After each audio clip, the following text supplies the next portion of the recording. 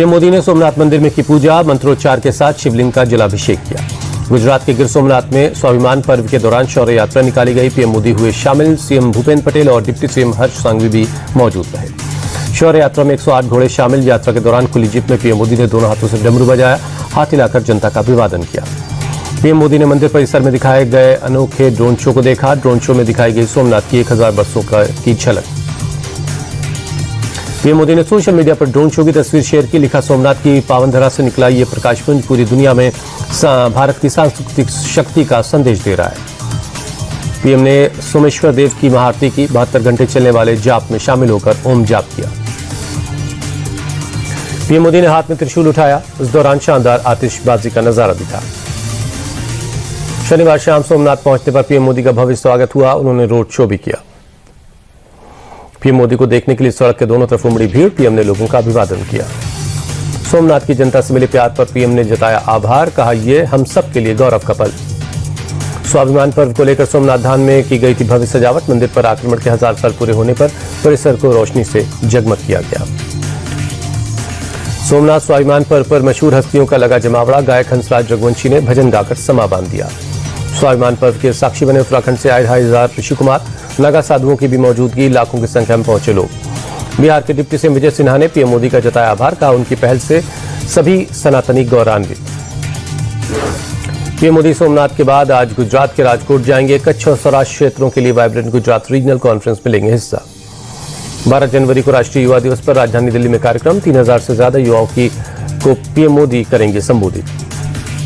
बांग्लादेश में नहीं थम रहा हिंदुओं के खिलाफ अत्याचार। सुनामगंज जिले में बेरहमी से पीटा गया एक युवक, बाद में जहर दे दिया गया।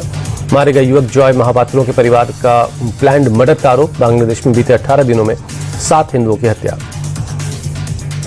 बांग्लादेश के हालात को लेकर विपक्ष की चुप्पी पर सीएम योगी ने उठाया सवाल। कहा, कोई कुछ नहीं बोल रहा। हिंदू धर्म तोड़ने वालों के मुंह पर टेप चिपका। सीएम योगी का बड़ा बयान। प्रयागराज में बोले, जाति के नाम पर बांटने वालों से सावधान रहें। धर्म के आधार पर बटे तो बांग्लादेश जैसा हाल होगा। योगी के बयान पर अखिलेश का तंज। बोले, बटेंगे तो कटेंगे का नारा हुआ पुराना। सरकार पहले घुसपैठियों की संख्या बताए। संघ प्रमुख मोहन भागवत बोले, पूरा हिंदू समाज एक, किसी तरह का भेदभाव न रहे। भाषा, जातिपन, संप्रदाय के नाम पर समाज को बांटना ठीक नहीं। संघ प्रमुख बोले, हिंदू समाज कभी दूसरों के शौर्य और वीरता से नहीं हारा। हमेशा फूट के कारण हिंदू समाज की हार हुई। सनातन एकता से असुरी शक्तियों की हार होगी। अयोध्या के राम मंदिर में माहौल बिगाड़ने की साजिश। मंदिर परिसर में नमाज पढ़ने की कोशिश कर रहे एक शख्स को पुलिस ने हिरासत में लिया। दक्षिणी परकोटे पर हुई नमाज पढ़ने की कोशिश। रोके जाने पर आरोपी ने नारेबाजी की। कश्मीर के अहमद शेख के तौर पर हुई पहचान। राम मंदिर में संदिग्ध गतिविधि के बाद अयोध्या पुलिस अलर्ट। पूरे शहर में लोगों की तलाशी। हर आने जाने वाले पर रखी जा रही नजर। पश्चिम बंगाल के मेदिनीपुर में नेता विपक्ष शुभेंदु अधिकारी के काफिले पर हमला। टीएमसी पर लगा आरोप। शुभेंदु अधिकारी ने हमले का वीडियो शेयर किया। टीएमसी का झंडा लेकर सड़कों पर दिखाई दे रहे लोग। हमले के बाद थाने पहुंचे शुभेंदु अधिकारी। हमलावरों की गिरफ्तारी की मांग को लेकर थाने के अंदर धरने पर बैठे। शुभेंदु अधिकारी ने कहा, यह हमला टीएमसी की हताशा का नतीजा। पुलिस की मौजूदगी में हमले का आरोप। शुभेंदु अधिकारी ने कहा, ये लोग हारने वाले हैं। ये वो बीजेपी को अब खत्म करना चाहते हैं। टीएमसी नेता कुणाल घोष का बयान। बोले, शुभेंदु अधिकारी लगातार ममता बनर्जी के खिलाफ अपमानजनक बयान देते हैं। कुणाल घोष ने निशाना साधते हुए कहा, अगर कोई शुभेंदु अधिकारी पर आरोप लगाता है और मुख्यमंत्री उस पर टिप्पणी करती हैं तो वो मानहानि का नोटिस भेज देते हैं। केंद्रीय मंत्री सुकानी मजूमदार का ममता पर निशाना। कहा, काले कारनामों को छिपाने के लिए ईडी की जांच का विरोध कर रही ममता।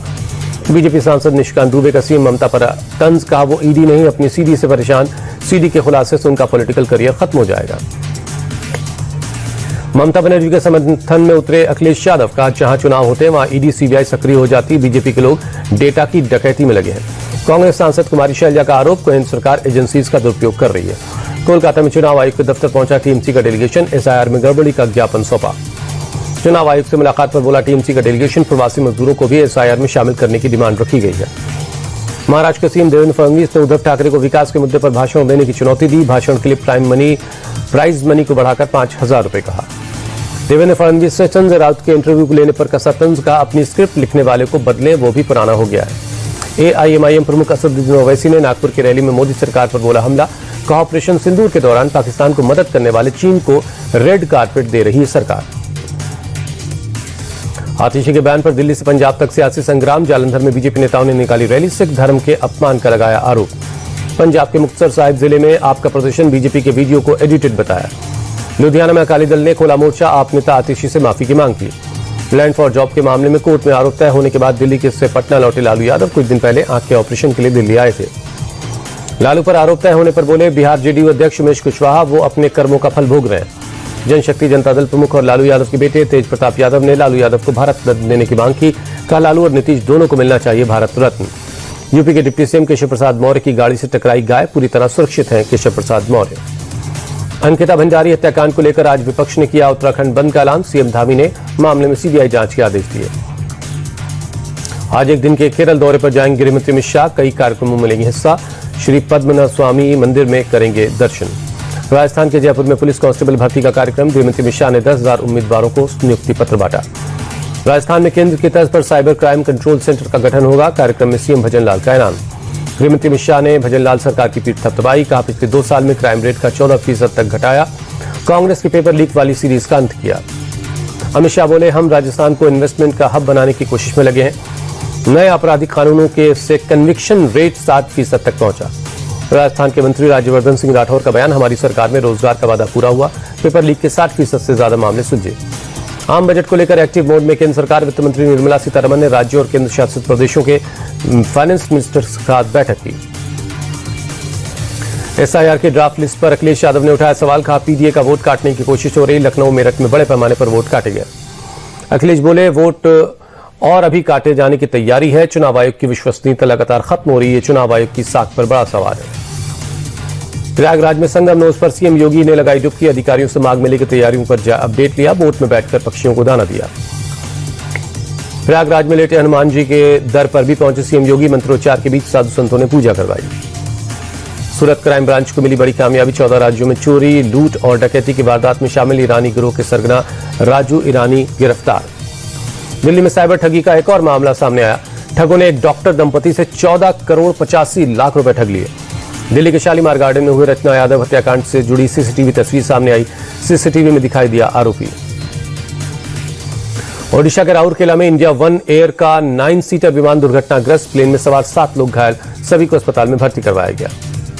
जम्मू कश्मीर के सांबा में सुरक्षा बलों का सर्च ऑपरेशन। बॉर्डर पर संदिग्ध वस्तु दिखने के बाद बढ़ाई गई चौकसी। मेरठ में सपा नेताओं की पुलिस से तीखी भिड़ंत। मां की हत्या के बाद बेटी के अपहरण से जुड़े मामले में बवाल। पीड़ित परिवार से नहीं हो सकी सपा सांसद की मुलाकात। दलित महिला की हत्या पर आजाद समाज पार्टी का भी हमलावर है। मेरठ टोल प्लाजा पर सांसद चंद्रशेखर आजाद की पुलिस से बहस। नशे के खिलाफ कानपुर पुलिस का बड़ा एक्शन। 235 किलो की खेप के साथ 5 तस्करों को पकड़ा गया। यूपी के सभी जिलों में वारंटी अपराधियों को पकड़ने का अभियान। पुलिस महानिरीक्षक के निर्देश पर हुई कार्रवाई। कानून व्यवस्था को मजबूत करने की दिशा में फैसला।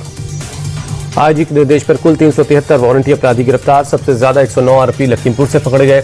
रायबरेली से सबसे कम 141 वारंटियों को गिरफ्तार किया गया।